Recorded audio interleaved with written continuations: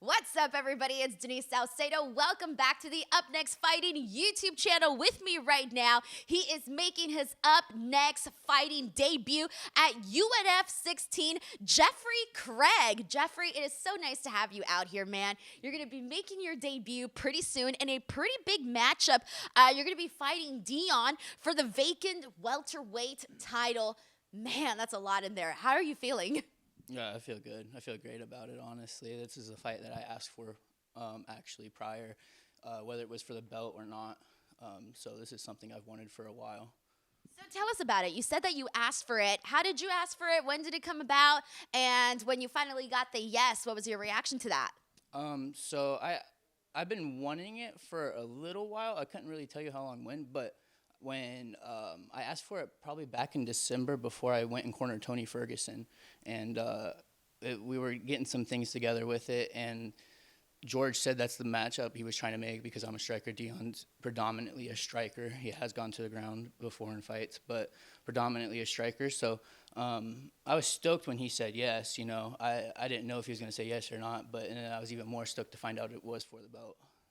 Yeah, man. Oh, my God. Like, think about it. You can be starting off this year as welterweight champion for Up Next. So for you to be able to debut here and start, fighting here with UNF, and we're up and coming, man, what have you thought so far of the promotion? Like, what's caught your eye?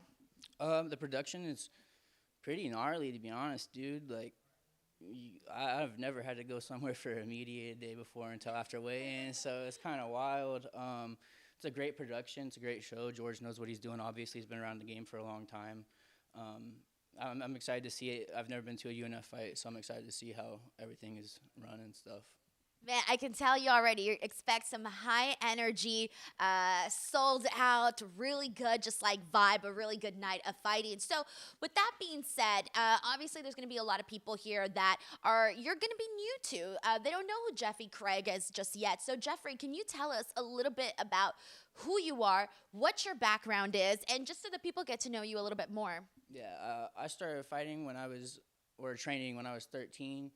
I started training out of a barn in Utica, Pennsylvania, a very small farming community in northwestern Pennsylvania. It's mostly farm over there, and I worked on a farm shortly after I started training. We trained in a barn, like I said, and we'd go. Sometimes it'd be in the negatives, and I'd be wanting to get an extra wrestling practice in, so I was training like Rocky and stuff. It was rough sometimes, but that's where I got a lot of my grit from. I've always had grit, but that man, Ken Bryan in Utica, he was my first coach, and he taught me many things, and most importantly, he taught me kind of how to be a man. You know, he was the closest thing I ever had to a father, and I would call him dad before I called my own dad. So I love that man. So I started there, and then I started wrestling I started that after wrestling season. I started wrestling and training when I was 13.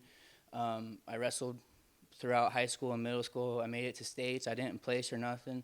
I came out here in 2017, a few days after high school ended, and I started training, practice wrestling with the community college team, got my wrestling up a little bit. It's been slacking lately, but yeah, I was at one gym, and then about a year later, I moved to another gym. I've been at Classic Fight Team ever since. So. Wow, I love this journey that you've had already. And what was it like growing up on a farm? What's farm life like? So I didn't necessarily. I just worked there sometimes. It was cool though. It teaches you there's a lot of wisdom to be gained from working on a farm. You know, there's a lot of things that you can learn. A lot of it's all hands on too, so you feel like you're getting that work in just as a man. You know, so it's dope. It was really cool. It's dirty, it's gritty, but it's some of the most honest work you can do.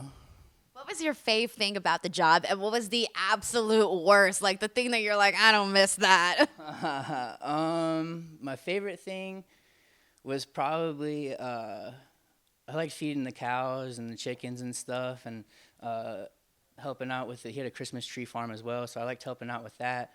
But I hated weed whacking that campground that he owned. That shit sucked, man.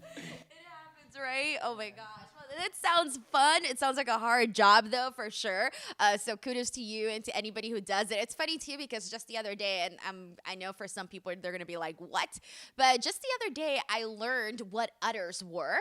I didn't know that that was what you called where the milk comes out of the cow. I had no idea. And so I recently learned that fact. And I was like, wow, it's kind of weird that, like, you know, if you grow up in the city, it's not something you know about. That's true. Yeah. Well, what did you think they were called?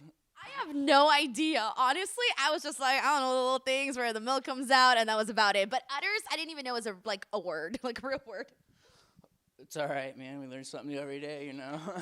It's definitely true. So that's why I'm like very interested in hearing about, you know, your background with working on a farm and whatnot. So, Jeffrey, how old are you? I'm 25. 25. Yeah. So it's just very cool that you've gotten to do all of this so far. But, you know, you were kind of touching on a little bit about, you know, your background in MMA, how you got started and all of that. But what was it? Like, what was the catalyst to you saying, okay, I'm going to go and train. I'm going to go and actually become a fighter? Like, what spurred that for you?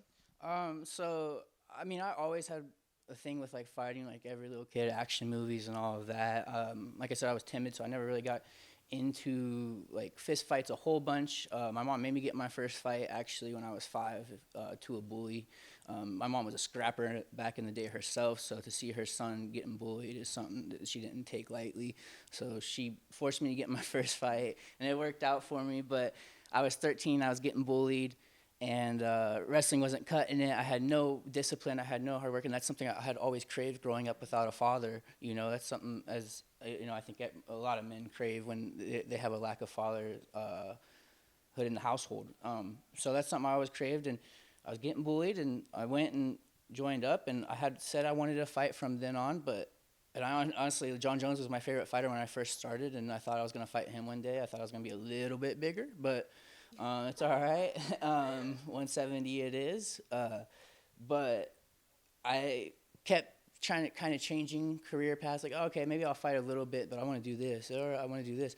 And then I would slowly get pushed back and find those things would fail, and it was like fighting was always there at the end of the day, and it was like, I think this is my calling. And then I got into a fight my senior year with, he's older than me, grade older than me, bigger than me, and his older brother. I was protecting my little sister, and I beat up the little brother, and then the big brother was on his way into the county fair, and he was like, hey, man, you just beat up my little brother.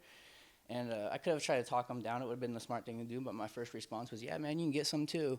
And we ran it, and I beat him up too, and that's when I was like, oh, shit, this is fun. Like, I can do this. So I ended up moving to California right after. I didn't get into the colleges I wanted to for wrestling. I didn't get the calls I wanted, and yeah, it's been like that ever since. I've always just wanted to fight.